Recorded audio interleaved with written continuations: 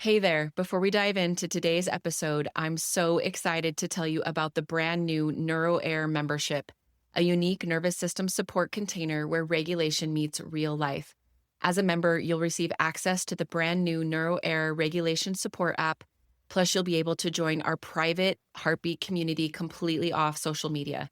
You'll also get monthly live coaching, somatic practice labs, and a container where naming isn't shaming and transformation happens through supported practice. Are you ready for real nervous system support? Visit leannahunt.com/NHM-podcast to learn more about joining our regulated community. The link will also always be in the show notes. And just a note, this membership is not therapy or crisis support. And due to my ethical responsibilities, unfortunately, it is not for current clinical therapy clients. Past clients, please reach out directly to discuss options. Now, let's dive into today's episode. Welcome to the NeuroAir podcast, the show for cycle breakers, parents, young adults, and helping professionals ready to understand their nervous system through a generational lens, heal what isn't theirs to carry, and consciously choose what comes next. Hi, I'm your host, Leanna Hunt, an associate clinical mental health counselor and certified performance coach. Each week, you'll get stories, science, and somatic practices, plus my signature 4N framework: notice, name, nurture, and navigate to help you honor resilience, break silence, and build deeper connection with yourself and those you love, all while shaping a legacy of safety, freedom, and possibility. Welcome back to the NeuroAir podcast. You guys, I am so excited today to welcome Drew to the show. So Drew, welcome. Thank you. I'm happy to be here. I want to tell you guys a little bit about Drew Cost. He is a faith-driven coach, consultant, and father that is passionate about helping people reclaim their identity, discipline, and purpose. Through fitness, honest conversations, and practical coaching, he helps leaders, entrepreneurs, and everyday people break out of burnout and reconnect their faith with how they live, lead, and take care of their bodies. Drew has spent years coaching behind the scenes with leaders and creators while building conversations around identity, movement, and spiritual growth. And I think that we're going to have a lot in common and things to talk about today.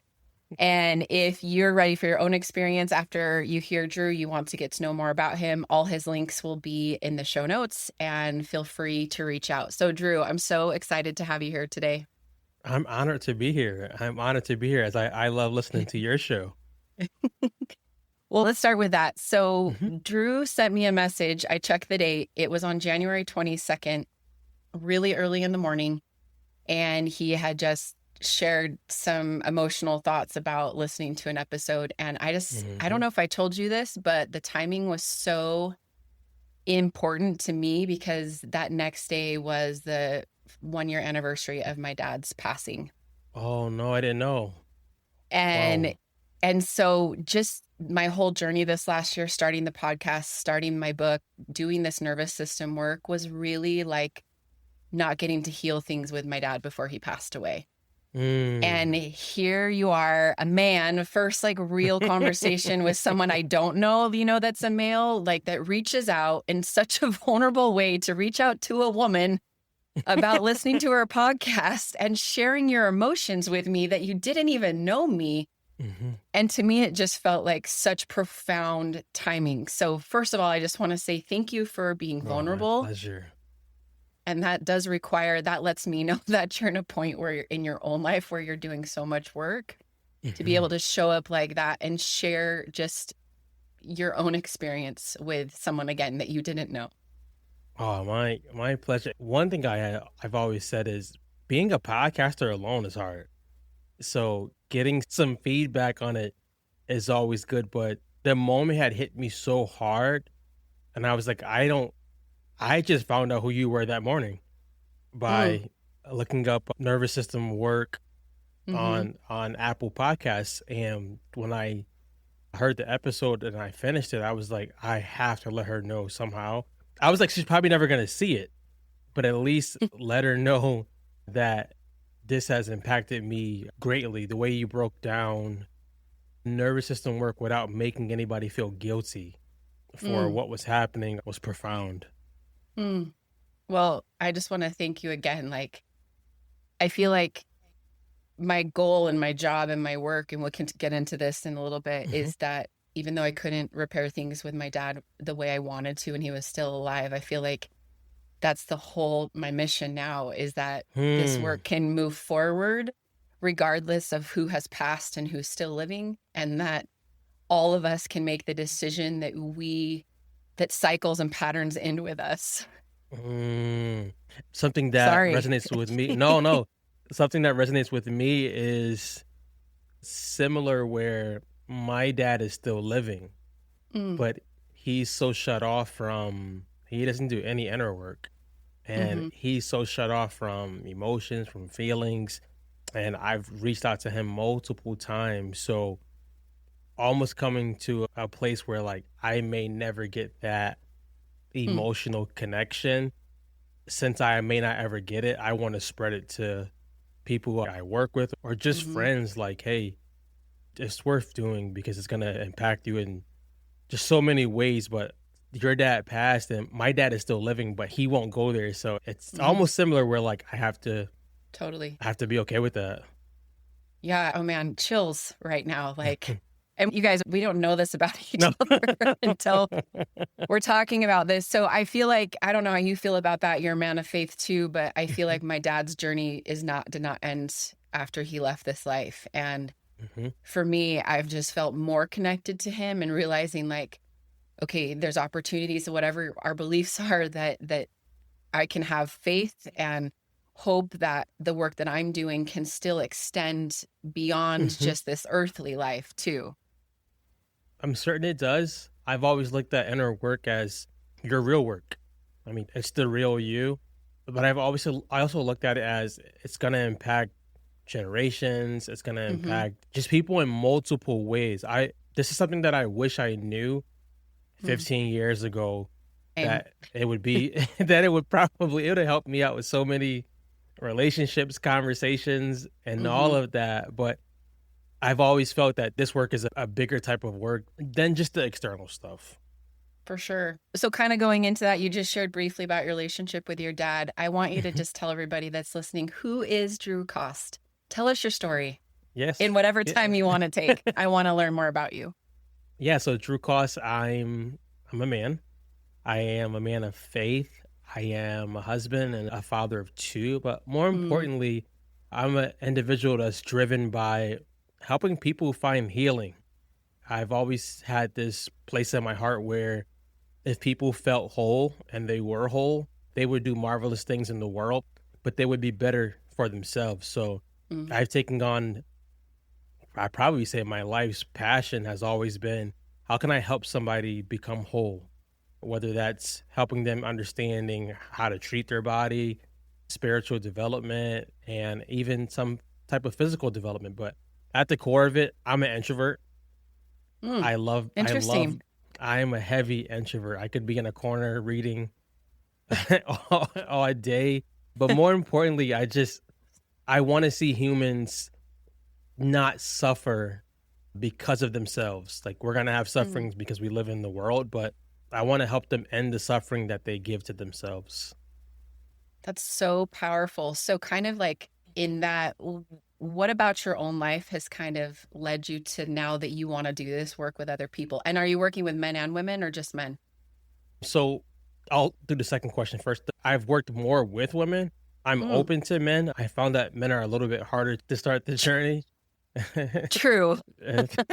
That could be a whole different podcast. Yeah, we're gonna have a part two. Yeah. I find that they've been harder to start, but once they see what it does, they actually follow through more.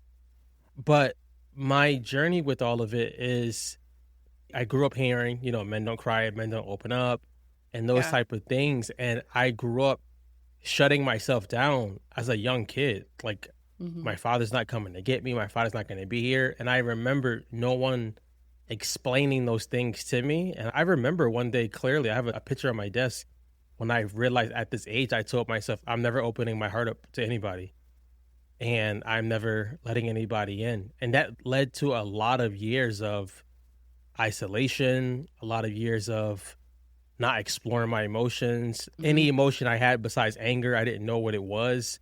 Mhm. And when I started to, ask God why in a deeper way and started therapy and just started understanding what needed to happen with inner work, I first felt condemned.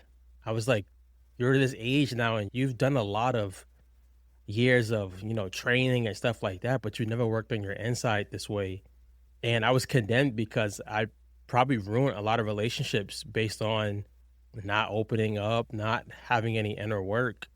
But once I started, I just told myself, no matter what layer has to come off of me, I'm going to fight hard not to condemn myself. Like, I'm Mm. going to fight hard to be compassionate with myself, which is not something I ever heard a man say before. And I'm going to try to lead myself in the way that I wanted my father to lead me, which was Mm. with being firm but gentle, being led by wisdom. And I just told myself, I'm gonna just keep this journey going and I'm gonna share it with people who I work with. I will not work with anybody who I feel I have to hide who I am. I just tell them, no, there's a billion coaches in the world that are probably True. 10 times better than me. But I can tell you this one thing, like we will find out what's stopping you and we'll work together on getting a solution. I won't just leave you in the cold. And I won't lie to you. I won't tell you that, hey, some of this inner work has to happen. Mhm. You have to do it. Nobody else is gonna be able to do it for you. So long answer, I saw out in the beginning when I was training to work with men, and Okay. the opposite happened where all my content at that time was strictly for men, and it just kept gravitating and pulling towards women, and I had to tell myself after a long fight, like, "Coach them." Mhm. And my fear was, I can't coach them because 'cause I'm gonna mess them up because I don't have any emotions. That's what I thought, Right. and here we are. And here you are doing beautiful work, and Thank you. I think, like, just even in hearing you talk, like, if we look at the nervous system, I just wondering if you've been able to sit and look at your life a little bit again through the lens of being curious instead of judgmental, Mm, where you can see that not being able to feel emotion or having to hold it in, like, that was your brain and body trying to protect you. I learned that through I can't remember what episode it was that you did. Mhm. I think it might have been whatever one I commented on, it was one after that, Mhm. and for the longest, I didn't know that I was keeping myself safe. Yeah. I was just thinking that you just turned into the stone cold kid, Mhm. but I didn't know I was keeping myself safe from rejection or whatever it could have been, but I didn't think about it in that way to start being curious about it. I just knew that I didn't wanna keep condemning myself because, you know, it wasn't gonna get me anywhere. Yeah, so that's a really good point. So if you like, I'm sure you see this in your work with women too. Like, what do you say to somebody that's just in that constant state of self-judgment, constant So state of being critical with ourself, right? Like, how do you approach that to them? Because you're like, this is still very real for me. the main thing I've told women is, and it sounds comical, but it has worked, is I would ask them what's their middle name. And Mm, I ask, pretend your middle name is a different person. Like, how would you treat her if she came to you and she was saying these things?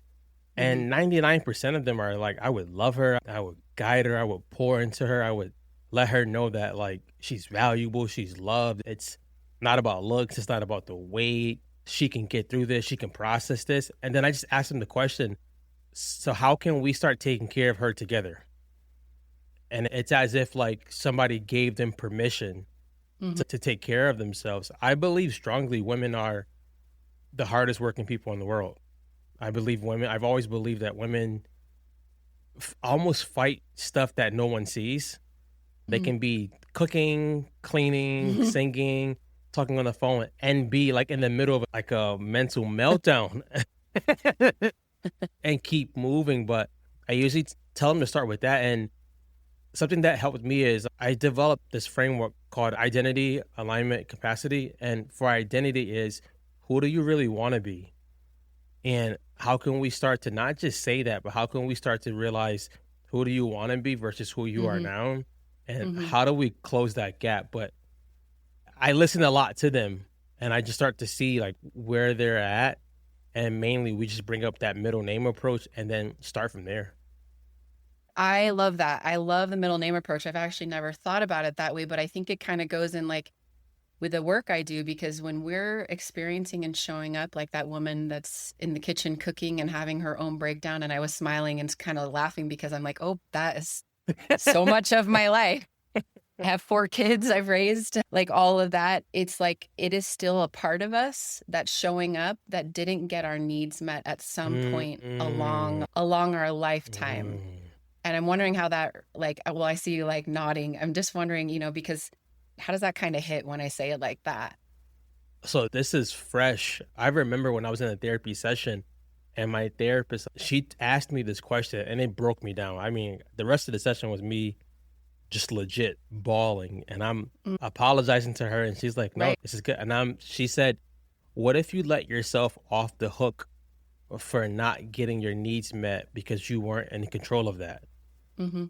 And like at first like it didn't make sense, but then it did. But something that happened legit 2 weeks ago, I scheduled a call with my family and Okay. with my Like mom, extended. Oh, okay. Yeah. yeah, Extended my family. mom, my sisters, cousins, and this whole call was I needed to let them know how I felt. And at first, I was gonna go into the call and just let them have it. Like I was gonna go and be real Yeah. raw until I realized that's not gonna Hmm. get anything. Is that going to The land very well? Yeah, it's not gonna it's not so I took some moments and I wrote down everything I felt, and I had a lot of events attached to those feelings. So I went into the call and I was like, "Hey, I felt unsupported for Mm, years, and here's what I felt." And I told him up front, "I'm just saying what I felt or what I feel. I'm not blaming you guys or saying you're bad people. I'm just saying what I feel and felt." hmm. Which And I think I is a felt really powerful way to, for any of us to start a conversation with someone like family, to just say, like, this is my reality, this right? is now part of me did not want to say that though. So Absolutely. yeah, part of me wanted to come out and just Totally. so I was like, stick to this script in this notebook Yeah. and say what you felt. I felt unsupported. I felt that you guys like left me, like abandoned me. I felt rejected by this. I felt this. And I got through the list and I said, what would you guys like to say?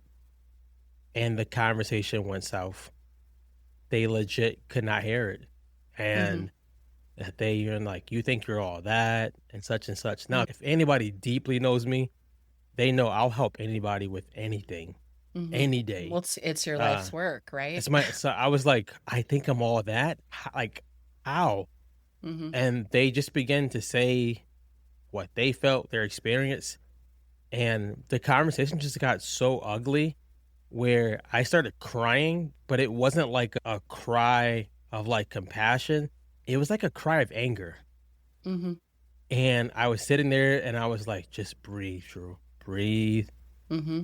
Sit in this chair, put your feet on the ground, just lean back and just and I was like every technique use it now, Hmm. except going to the wall and doing legs up the wall because you can't do that on a Zoom call.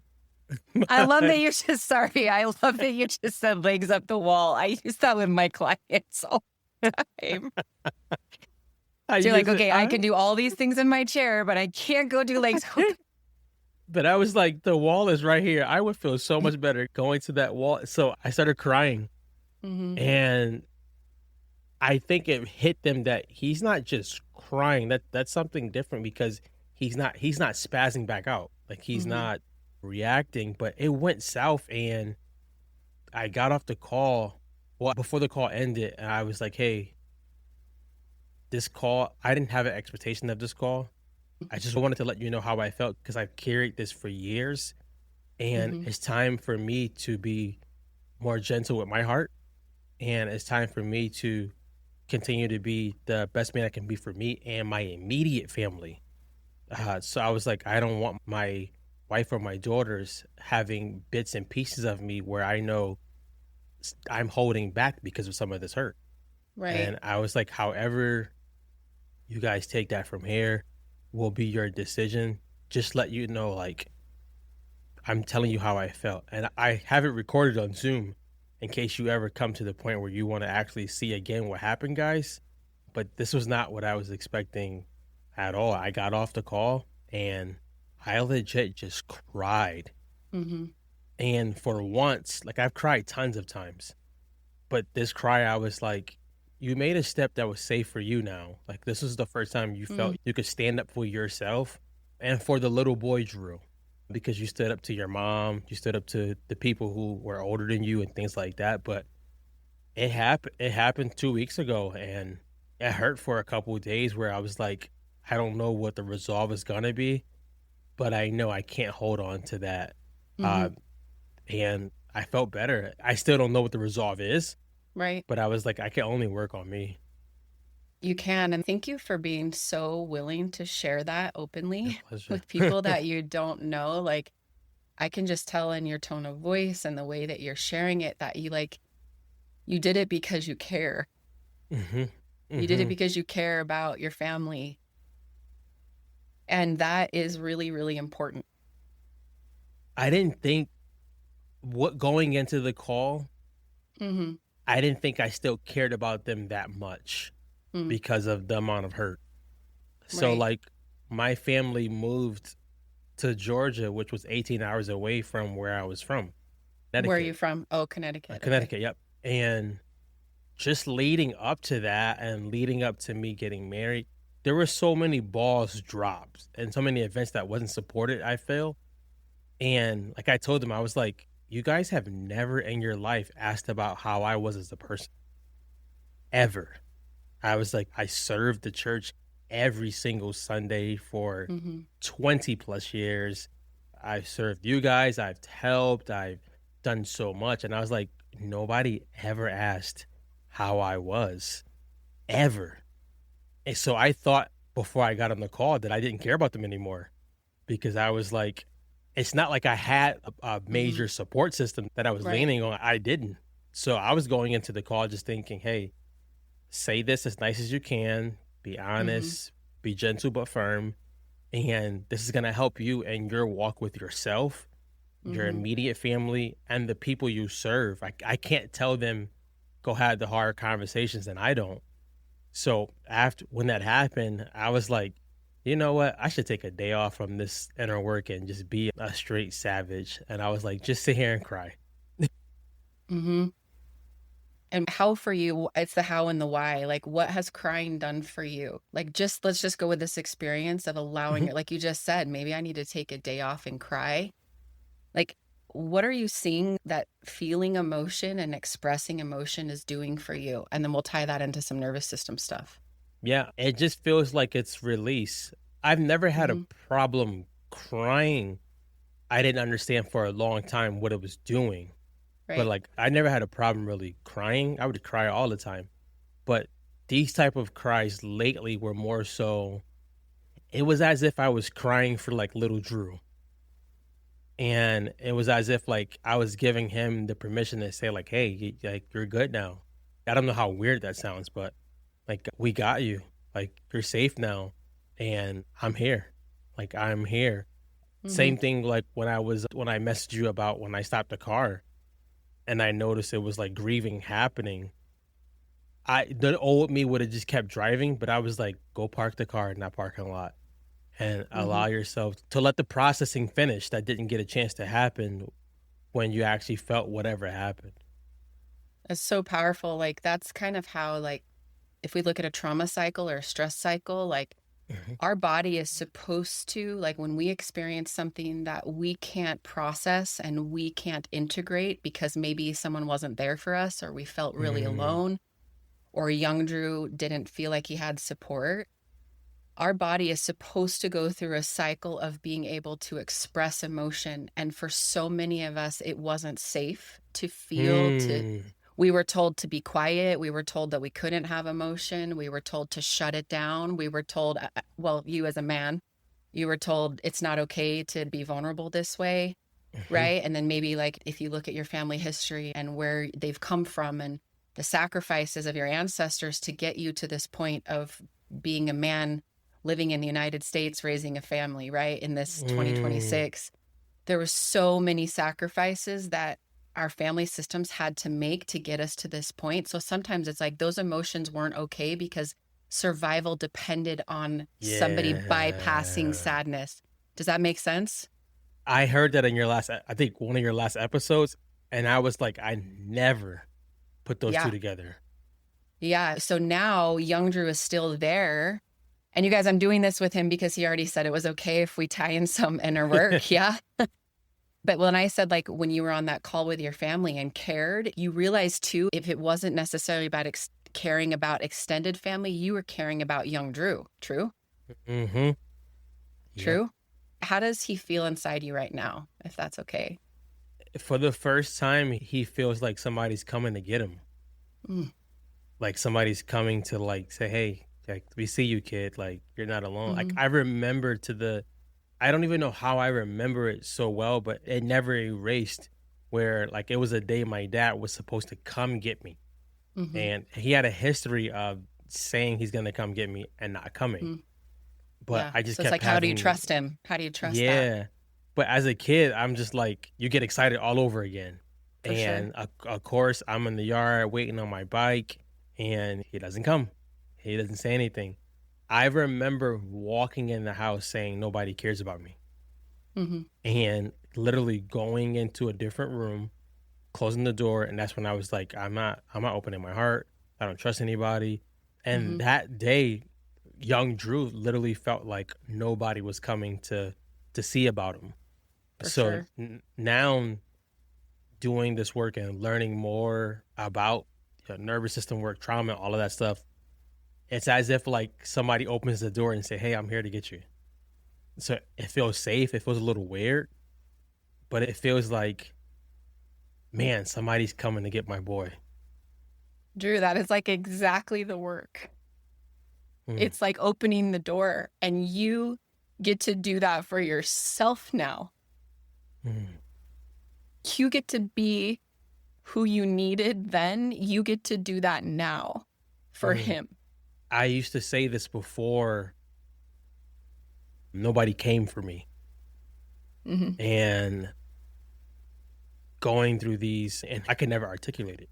Hearing someone articulate it, it's as if this work affects me, it's gonna help me, but it also just gives me so much hope that I never wanna do that to my daughter.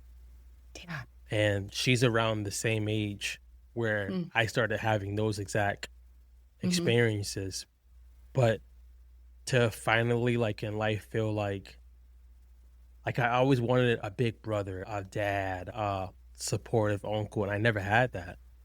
So to be like, this man, Drew, is coming in to help little Drew or young Drew, it honestly makes me realize that nothing else in life is harder because if he can go back and help young Drew, which was like 6, 7, and I'm 40 now, it's like there's nothing else I can't overcome.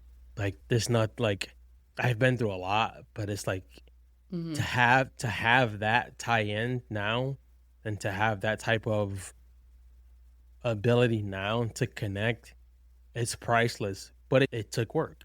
It does. And it might continue, it Yeah. continues. Like we're on this journey to keep Hmm. going. I have clients all the time, whether it's in therapy or coaching. They're like, so when's the day that this just like this work like ends? And they just stop because I'm like It's like the once you gym.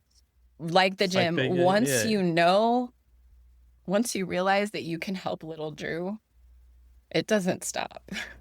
The work No. doesn't stop because there's It so turned many times he needs you still. mhm. That was the part that I was in a therapy session. That was the part where I realized change your perspective on this. If you always think that it's work true, hmm you'll turn it into metrics and you'll turn it into performance. Like, how fast can I heal him or how fast can I help him? Versus both of you guys are going on a lifelong journey. For sure. So take your time. You'll face bumps in the road. You'll hmm face roads that are smooth, but you guys are now on the journey together. Mhm. And that is helping me to this day realize, hey, it's like the gym.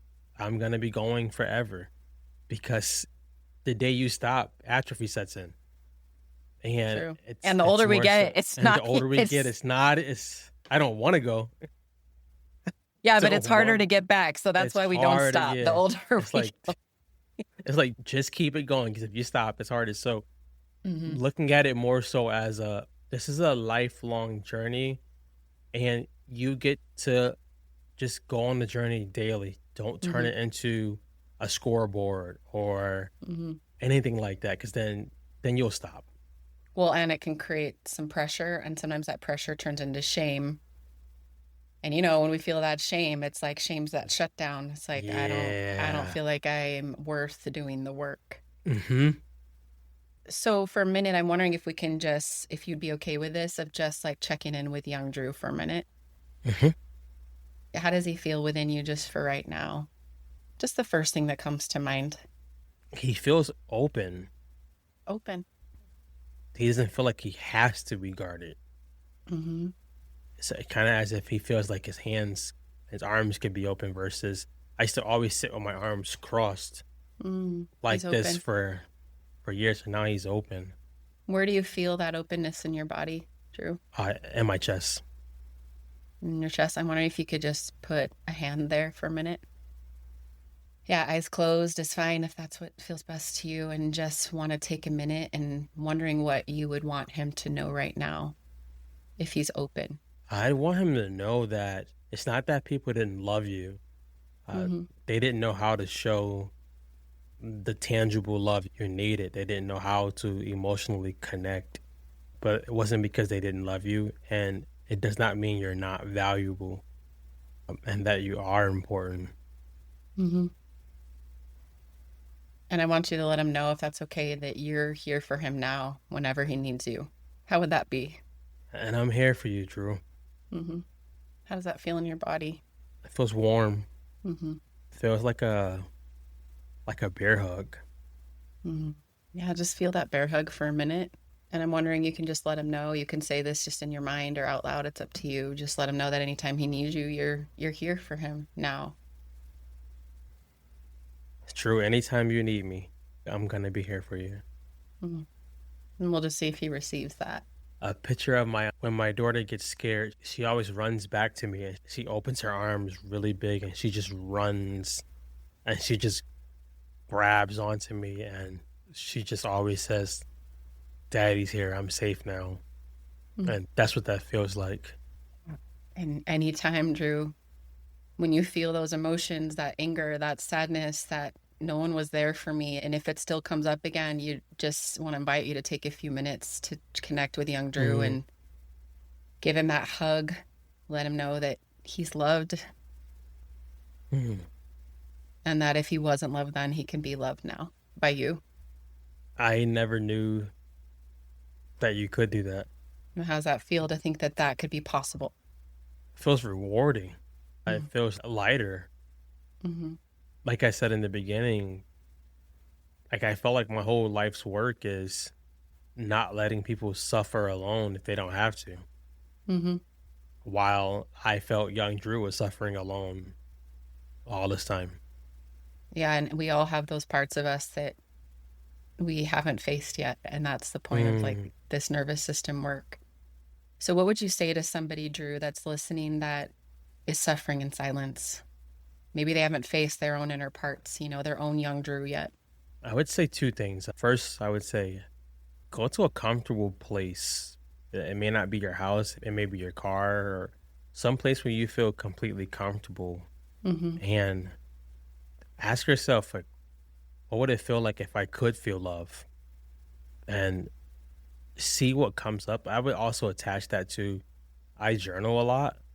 Mm-hmm. Um journal what you're feeling and then journal what you would like to happen. The second thing I would say, and this may sound comical, but I'm real serious, to listen to Leanna's podcast. And the reason why I say that is it's short enough where you can get the answers without getting overwhelmed. Mhm. and it's not filled with fluff and stuff that's so far over your head that you get lost, but it's information coming from this is my first time meeting Leanna, but it's coming from somebody who's also endured lots of stuff and is pouring out her heart while still mending her heart in many ways. So learning from somebody who's I don't like to say done the work, somebody who's still doing the work will help you realize I'm not alone. I don't have to do this with shame. I don't have to condemn myself. And Mhm.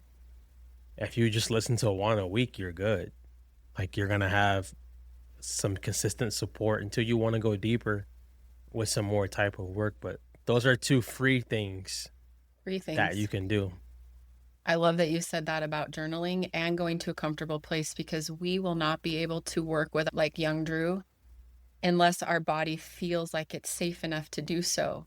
And so the reality that we know for so many people is that you don't feel safe in your life, whether it's in Hmm. your home, whether it's at your job, whether it's with your spouse, unfortunately, or your partner or Hmm. your roommates or with your parents. And it will be very, very difficult to do this work and to start to Hmm. connect with your inner self if your body doesn't feel safe. So I'm hoping, like, tying into that, does that sound true, Drew? That, like, Yeah, find a place that feels safe to start. mhm. I used to go to this park and I didn't notice it until last year. I used Mm, to go to this park all the time mm, and I would sit there for just like an hour and I would just mm. write or think. I didn't tie it into this was the park that I started playing football at like 12. Wow. So and I never tied those two things together because it wasn't a beautiful park. It wasn't anything special at all. It was a park I played football in, but now I remember, like, that's where young Drew started to find out that he is a warrior. He can be gentle and firm, and I learned that through other coaches, but I would just go and sit on the bench. Hmm. I would literally every week, I would carve out time to be like, "I gotta go to that park and sit there," and I never knew why until last year that that was a place that my nervous system felt comfortable being in. And there was Hmm. parks that were closer to me. This was a Totally. 35-minute drive, but I would drive it and be so much better. But I never tied it together until, like, last year. Yeah, because what we feel is safe is different than someone telling us we're safe, right? So someone might be like, Drew, go to the Absolutely. park 5 minutes from your house. But for you, 12-year-old Drew felt safe at that park Mhm, because he mhm, got poured into, he got attention, he got validation, he felt seen and loved for who he was, I'm sure. mm. Yep. I never tied it together. I mean, to just now too, that it was male coaches who Totally. were pushing us, but Hmm. giving us a hug, giving us a high five, and I would go to that park all the time. And they were there for you there. True. Mhm. Yeah. That's powerful. That's powerful. So as you kind of talked about man coaches, let's kind of like, what's your message to men that are trying to explore like what healing would look like for them in whatever capacity, that are so afraid to be vulnerable? Because let's be honest, over time our society has not done a really good job of creating space for men to be vulnerable, of all races, backgrounds, Mhm. wealth status. It doesn't matter, just for all men that are listening and trying to explore, like, where do I even start to heal? What would you say to a man as a man? I would say the first thing I would do is picture yourself going to a gym and your goal is just to learn how to lift weights 10 minutes a day, three Mm-hmm. times a week. And I would Mm-hmm. say when you go, you know for a fact you're not going to achieve like the maximum result, but you keep going. But most people don't feel comfortable going to a gym, but that's where the results are at. So I would say for a man who's considering or thinking about it, realize not that you're just worth it, but you deserve it. Like, you You deserve to deserve have it. a better quality of life, Mm-hmm. and unhealed trauma and emotions, it steals that from you, where you don't realize you could be and I've faced this myself, you could literally be next to the love of your life thinking that they're your enemy because you're not healed. Mm-hmm. So the better quality of life with your family, with yourself. But I would say the first thing to do, I would always say, I never tell men the first thing they should do is therapy. They should, but that's like jumping over the Grand Canyon for most men. I For would sure. say, for sure, I would say put a timer on every day if you can and take 1 minute and just journal in your iPhone. Such a Just great, simple 60-second journal practice 60 on your seconds. phone. We know you're looking at it. You're looking at We know your screen time usage. it's you. If I say take a, of course I would want you if you could. I believe writing things out is really, really powerful. Oh, But Drew, I I'm the also believe, same. yeah, But we got to start. We got to start with what you got.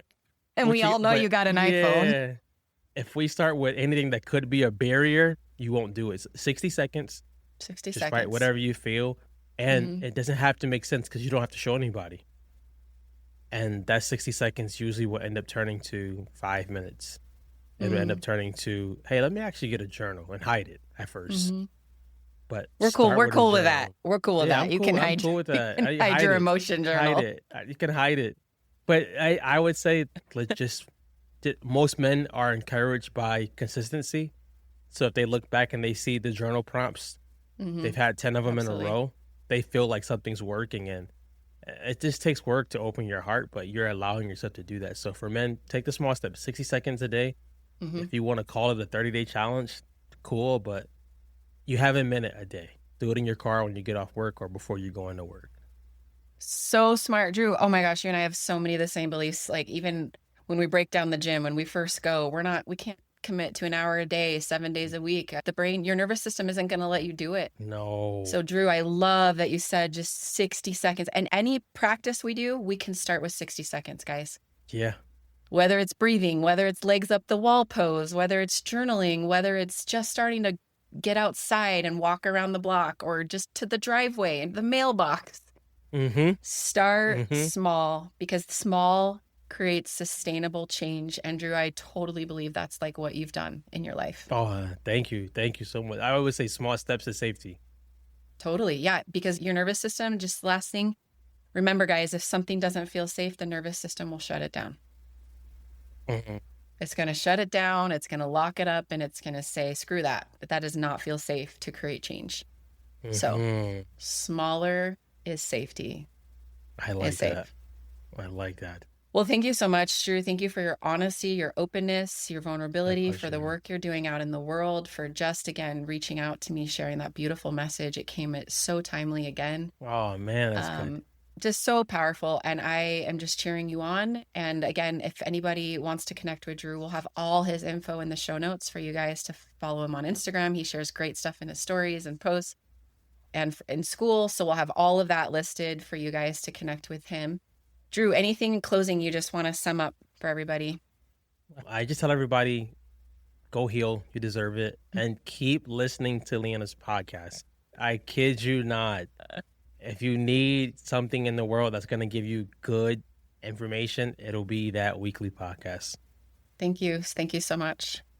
My well, pleasure. Until next time, we hope you guys make it a beautiful week. Take time to find safe places, safe moments where you can connect with yourself. And just like Drew talked about working with young Drew, I think, Drew, would you say that's kind of the goal we hope for all of you, that you can find that young part within you. You can start to notice them. You can name what you've been experiencing. You can nurture that young part of yourself, and you can navigate next steps just like we are both doing. So until next time, bye guys. Bye guys.